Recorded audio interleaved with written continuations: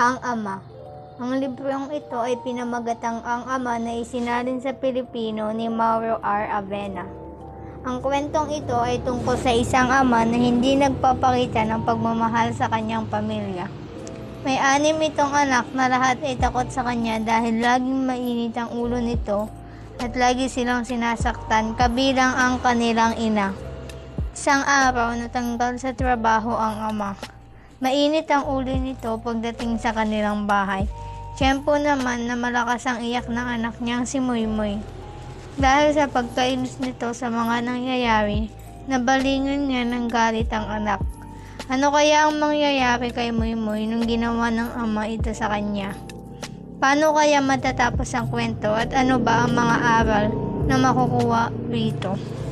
Bata-bata, paano ka ginawa?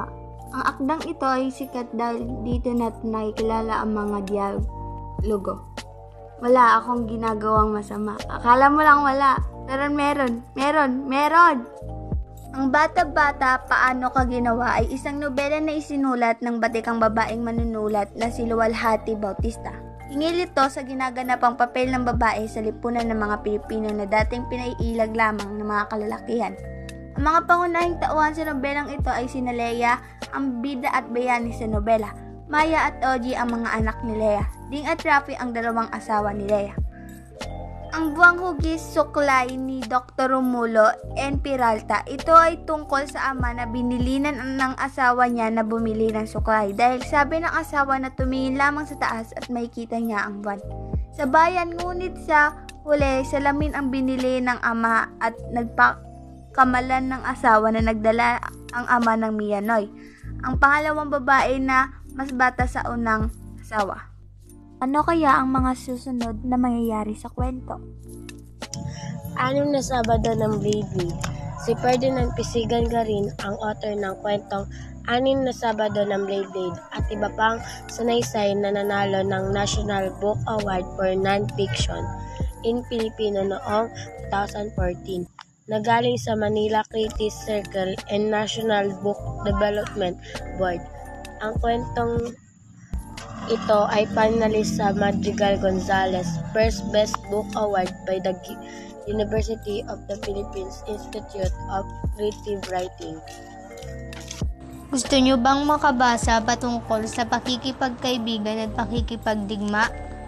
Halina sa isang nobelang nagmula sa Malaysia, ang The Gift of Rain ni Tan Tuang Eng.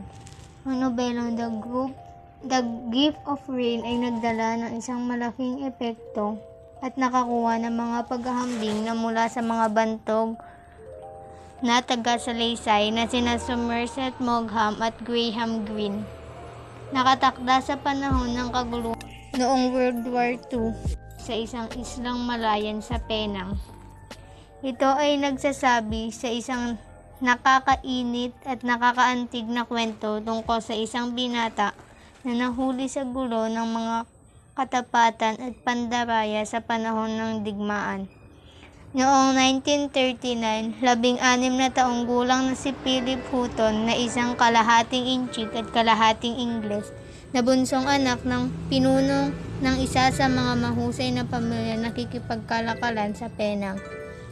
Ngunit parang napalayo na si Houghton sa kanyang mga kapwa Chino at British. Ano kaya ang mga haharaping balakid ni Houghton?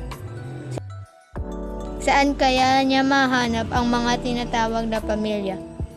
Ating tunghayan ng unti-unting gumugulong buhay ni Houghton sa pagitan ng kanyang sariling pamilya na tiyak na kapupulutan ng mga aral sa buhay.